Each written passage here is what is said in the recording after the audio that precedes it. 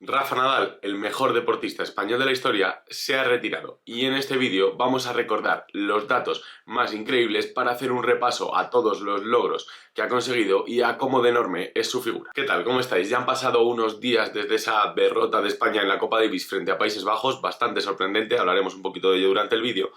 Y por tanto, creo que era el momento perfecto para hacer un homenaje o, bueno, un pequeño vídeo dedicado exclusivamente a la figura de Rafa Nadal. Ya sabéis que este canal se basa mucho en los datos, así que he elegido, en el título pone 10 datos, pero en realidad son muchos más, lo que pasa que organizados en bloques diferentes, para repasar la carrera de Nadal, para recordar esos 20 años de una carrera muy exitosa y que creo que algunos datos sí que los tenemos en mente, otros son más desconocidos y merece la pena pararnos a reflexionar en lo que suponen los datos para darnos cuenta de la magnitud de esta leyenda del tenis. En primer lugar, creo que tenemos que empezar sí o sí con datos referentes a Roland Garros, y es que la figura de Nadal y la de Roland Garros estarán íntimamente unidas a lo largo de toda la historia. Probablemente es el dominio más grande que ha tenido un deportista de cualquier deporte en la historia de un solo evento. Ya sabéis que ha ganado 14 Roland Garros, que es el tenista que más Grand Slams tiene en solo un torneo, y es que tiene más Grand Slams que derrotas en Roland Garros, pero es que no es solo eso, tiene 14 títulos de Grand Slam en Roland Garros y 4 derrotas, o sea, tiene más del triple de títulos que derrotas. Aquí estáis viendo ese historial de victoria, victoria, victoria, victoria, derrota, que hace que las derrotas queden prácticamente camufladas por lo poco frecuente que ha sido. Estas son las 4 derrotas que ha tenido Nadal en Roland Garros, 2 ante Djokovic, una con Soderling y la de Zverev de este año. Además, participó una vez en el torneo sin llegar a ganarlo, que se tuvo que retirar en 2016 en tercera ronda frente a Granollers antes de jugar por una lesión. Nadal no es solo Roland Garros, no es solo tierra, me ocuparé de recordarlo durante el vídeo porque quizás se nos olvida precisamente por lo increíblemente dominante que ha sido Roland Garros. Basta con ver el cariño que le han brindado desde Francia, desde París, en las últimas ediciones que ha conseguido ganar o en la última en la que ha participado. Y este dato creo que es el que ha inspirado este vídeo porque, bueno, lo he rehecho porque no lo he encontrado, la verdad, no sé de quién lo vi, pero lo vi en Twitter y simplemente me maravilló. Solo Borg había conseguido ganar más de 3 títulos en Roland Garros y Nadal ya no es que haya ganado 14, es que ha ganado 5 a partir de cumplir los 30 o 4 títulos de Roland Garros sin perder un solo set a lo largo de todo el torneo. Recordemos que son 7 partidos disputados al mejor de 5 sets. Roland Garros es sin duda el torneo de tierra más emblemático e importante y por ello donde Nadal ha puesto el foco siempre, sobre todo en los últimos años en los que ya tenía que dosificarse más en cuanto a torneos disputados para llegar en su mejor momento a Roland Garros, pero el dominio de Nadal es general en tierra batida. De hecho, en sus primeros años había torneos que dominaba más aún que Roland Garros, puesto que tardó más en llegar a alguna derrota como Montecarlo o el Conde Godó, y por eso quiero también dedicar este espacio a algunos datos sobre el dominio de Nadal en tierra batida. Rafa ha disputado 114 torneos sobre tierra batida en ATP y ha ganado 63.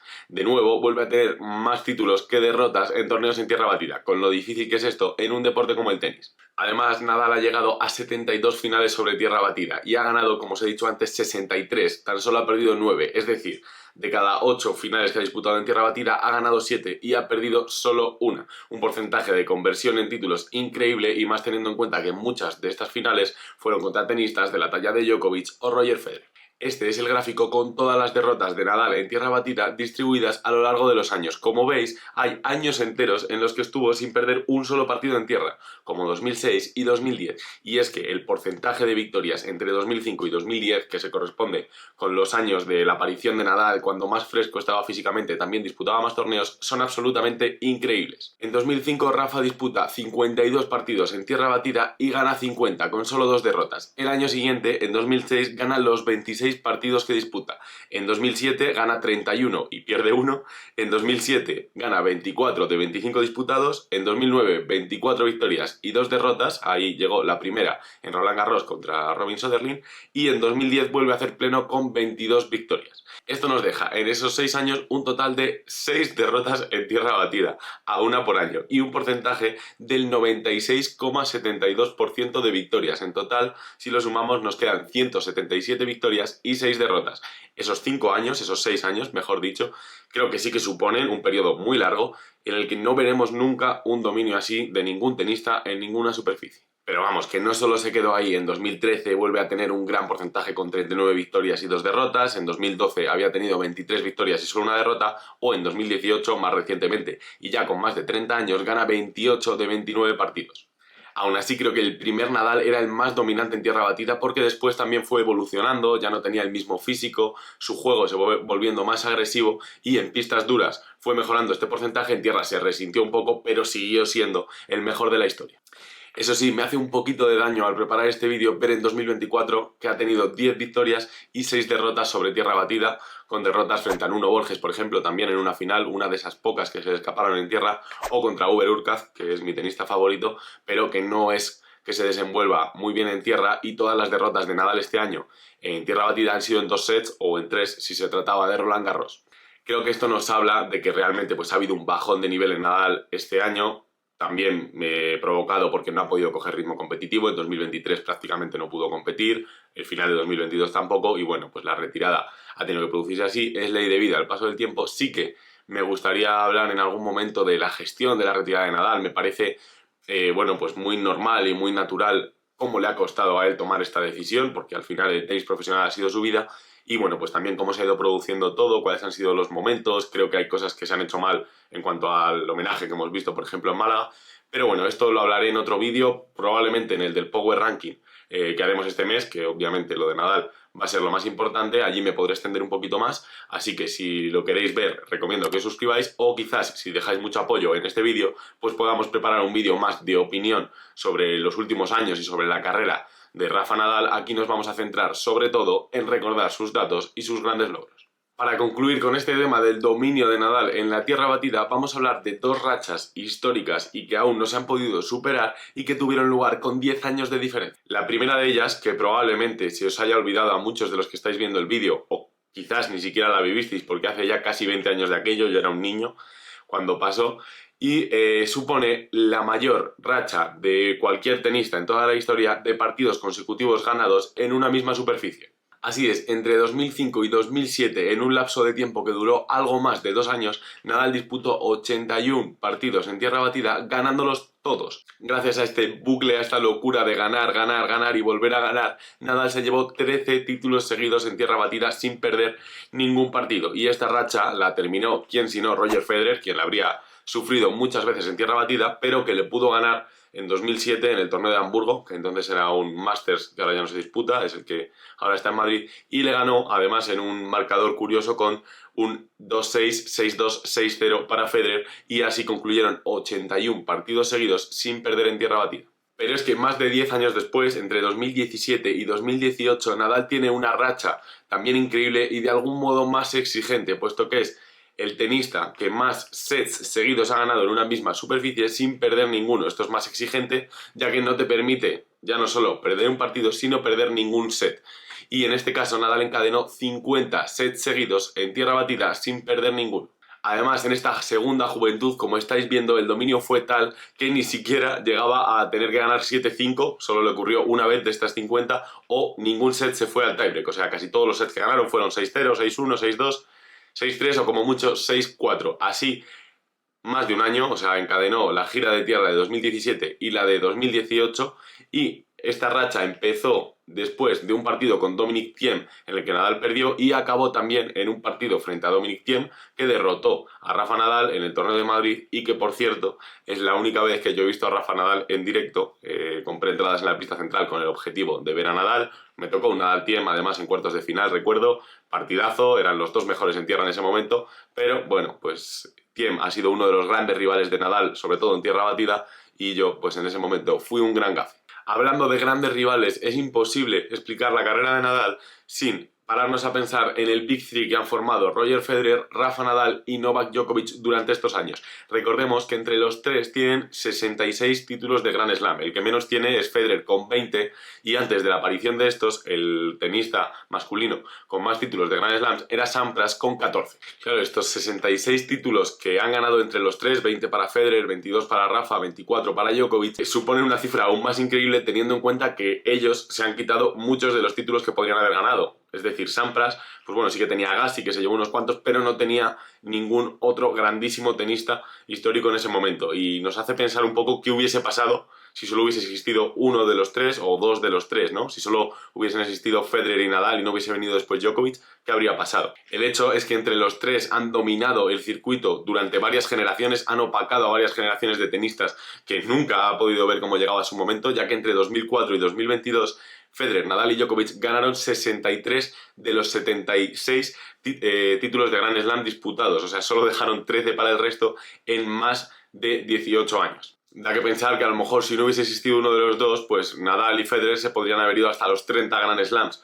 Pero también está la opinión de que ellos tres son los que se han reforzado, los que se han exigido para hacer que se cuidasen aún más, que mejorasen su técnica hasta límites inimaginables y sobre todo que conservasen la motivación para superar a los demás y para seguir compitiendo. Y es que Federer, Nadal y Djokovic han tenido carreras también muy longevas, quizás han tenido algunos bajones, ahora veremos cuál fue el de Nadal, pero han conseguido recuperarse y exigir su cuerpo al máximo hasta que ya, pues bueno, con 37, 38 años, veremos cuando le pasa a Djokovic, tengan que retirarse. Es también muy bonita, muy redonda la cifra de partidos en los que Nadal se ha enfrentado a Federer y a Djokovic, 100 en total, 60 contra el serbio, que ha sido, podemos decir, su gran rival, y 40 contra Federer, que son un montón, pero la verdad que ahora quedan hasta un poco lejos. El balance, como ya sabéis, es positivo contra Federer y negativo contra Djokovic. Contra Federer finalmente quedará con 24 victorias para el de Manacor y 16 para el suizo, aunque hay que decir que este head-to-head, como se llama estos enfrentamientos directos, era mucho más favorable al español al principio,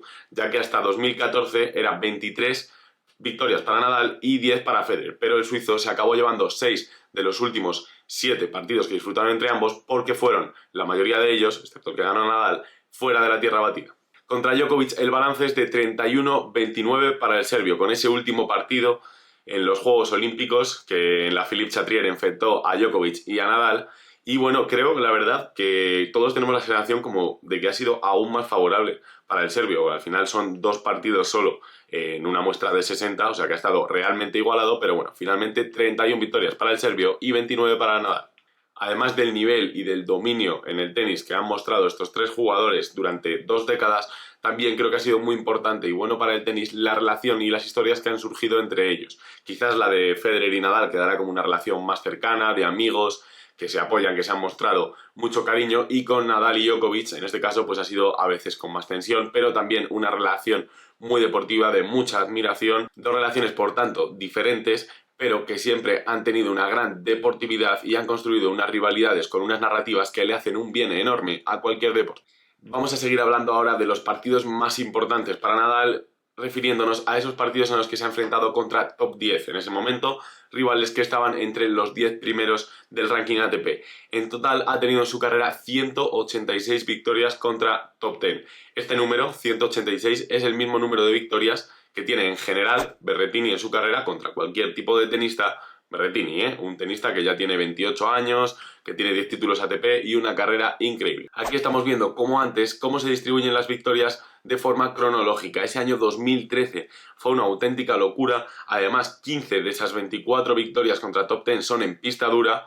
Aquí es cuando quiero aprovechar para reivindicar que Nadal, por mucho que haya dominado la tierra batida como nadie ha hecho antes, también ha sido un grandísimo tenista en pista dura o en hierba. En ese año 2013 ganó Indian Wells, Montreal, Cincinnati, el US Open y hizo final en las ATP Finals, el torneo que se le ha resistido ganar en su carrera. De hecho, si quitamos todos los Roland Garros del palmarés de Nadal por un momento, seguiría teniendo 8 títulos de Grand Slam, habiendo ganado todos, como ya sabéis, al menos 2 veces, y esta cifra de 8 títulos de Grand Slam es la que tienen en total grandísimas leyendas del tenis como Connors, Lendl o Agassi. También esta tabla me parece un buen momento para hablar de esos 2 años que yo creo que fueron los más duros en la carrera de Nadal, 2015-2016, además de las lesiones que por desgracia han marcado su carrera. Bueno, marcado no, porque aún así ha sido uno de los mejores de la historia, pero siempre ha tenido que lidiar con ellas, ya han acompañado. Pues también se sumaron problemas de ansiedad que él reconoció y bueno, estaba ya cumpliendo 29, 30 años, había dudas de cómo iba a seguir su carrera. Y fijaos si queda lejos ese 2015 y si han llegado títulos de Roland Garros y también de US Open y del Open de Australia con esa gran victoria ante Medvedev, que por cierto, pues también hubo ahí ese año 2022 que fue como un oasis. Nadal venía de problemas de lesiones y arrancó el año ganando el Open de Australia, llegando a la final creo en Indian Wells, ganando Roland Garros y bueno, a partir de ahí ya vinieron las lesiones y todo se acabó, pero también con esas 8 victorias ante top 10 se ve un gran repunte Y bueno, pues las dos últimas victorias, por cierto, como curiosidad, fueron contra Casper Ruud, tanto en la final de ese Roland Garros 2022, su último título allí, como una última victoria en las ATP Finals de ese año. Por cierto, hay otro dato que creo que explica cómo Nadal ha tenido que enfrentarse siempre a las lesiones, que le han golpeado con mucha más dureza que a Federer o a Djokovic. Entre 2005 y 2023, no vamos a incluir este año por no ser injustos, que ya pues Nadal ha estado prácticamente más pendiente de dónde y cómo retirarse que de la competición, pero bueno, entre 2005 y 2023 Nadal se ha perdido 14 Grand Slams por lesión. Federer en ese lapso se ha perdido 8 y el primero fue en 2016, ya con 35 años, hasta entonces pudo disputarlos todos, y Djokovic solo ha tenido que perderse 3 Grand Slams. Como veis, hay mucha diferencia. Nadal se ha perdido casi 3 años más que Djokovic en cuanto a disputar Grand Slam se refiere, si contamos todas las retiradas juntas. Y bueno, pues es uno de los argumentos que defienden los que dicen que Nadal es el mejor de la historia, aunque obviamente Djokovic, con el dominio de últimamente y cómo ha podido alargar un poquito más su carrera, pues lleva la delantera en esa carrera. Eso sí, hay un dato de longevidad que también le sonríe a Nadal, y es que es el único tenista masculino que ha liderado el ranking ATP en 3 décadas diferentes, ya que Federer no lo pudo conseguir en la de los 2020, Djokovic no lo fue hasta la década de 2010, y Rafa pues sí que lo ha sido en las 3, en la de los 2020 solo 4 semanas, justo al principio, pero bueno, le sirve para tener este honor. Hay un dato que Babolat, la marca de raquetas que siempre le ha acompañado en su carrera, se ha encargado de recordar en la despedida de Nadal en la Copa Davis, ya que lo ha inscrito en su raquetero.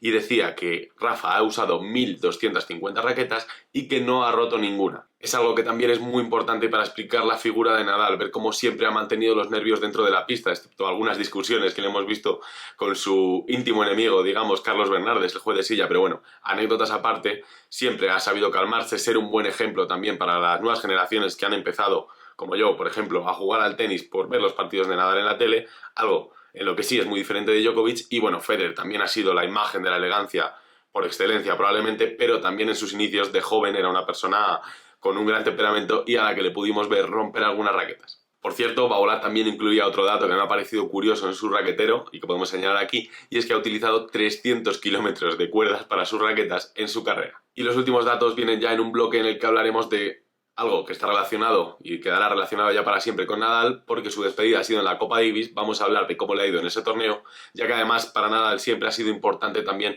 el hecho de representar a su país. Ha ganado 5 veces la Copa Davis, como ahora hablaremos, y ha sido campeón olímpico representando a España tanto en individual como en dobles. Bueno, hay un dato además que a raíz de haber perdido ese último partido frente a Países Bajos con Botic van den Zatspul, no sé cómo se pronunciaría, pero es el último dato, yo creo que me ha volado la cabeza respectivo a Nadal. Yo pensaba que ya lo tenía todo más o menos controlado, pero el ver que solo ha perdido 2 partidos individuales de la Copa Davis, que justo son el primero y el último que ha disputado, pues me impactó, y es la última vez que supongo que lo ha conseguido con un dato de Nadal. Espero haberlo hecho en este vídeo, pero quería mencionarlo. Perdió el primero frente a Jiří Novák con la República Checa, y el último, en Málaga, ambos disputados en indoor, en pista cubierta, que es sin duda la superficie que peor le ha ido a Nadal en su carrera, y por el medio ha ganado otros 31 partidos. Estos 31 partidos no han sido un camino de rosas, ha tenido que enfrentarse a Djokovic, al que le ganó por un marcador muy claro, y también a Berdych, a Del Potro, a Zverev,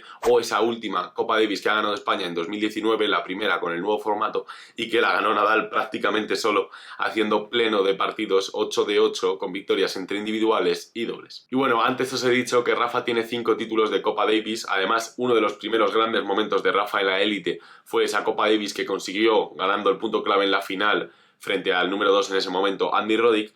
Y bueno, es que si contamos desde 1990 los títulos de todos los países, tenemos a España con 6, ya que consiguió una antes de que llegase Rafa, pero después ya tendríamos a Nadal con 5, viniendo detrás Estados Unidos y Francia con 4, Suecia con 3, o República Checa, Croacia y Australia con 2. Pero también para que nos hagamos una idea de lo importante que ha sido y lo que ha ayudado Nadal a España en el tenis, tanto con logros directos así como el impulso que ha dado a todos los chavales. Ahí tenemos a Carlos Alcaraz como ejemplo, que han cogido una raqueta influenciados por Rafa. Aquí queda este vídeo repasando los logros de Rafa. Creo que he cogido datos que sirven para explicar su dominio en tierra, pero también, pues bueno, un poco cómo ha sido su evolución, sus años mejores, cómo le han afectado las lesiones, su gran ejemplo en la pista manteniendo siempre los nervios, o cómo ha sido para él de importante representar a España. Espero que os haya gustado mucho, dadle un like si ha sido así. Seguiremos hablando de Rafa, al menos en ese Power Ranking, también un poco de cómo ha sido su retirada, y tengo que ser un poco más crítico porque me ha dolido no verle, pues a lo mejor dejando el tenis como se merece, aunque entiendo que es algo muy difícil de estar a la altura de lo que ha sido su leyenda. Y bueno, pues si veo mucho apoyo, eso lo podemos hacer un vídeo propio. Nos vemos en cualquier caso muy pronto.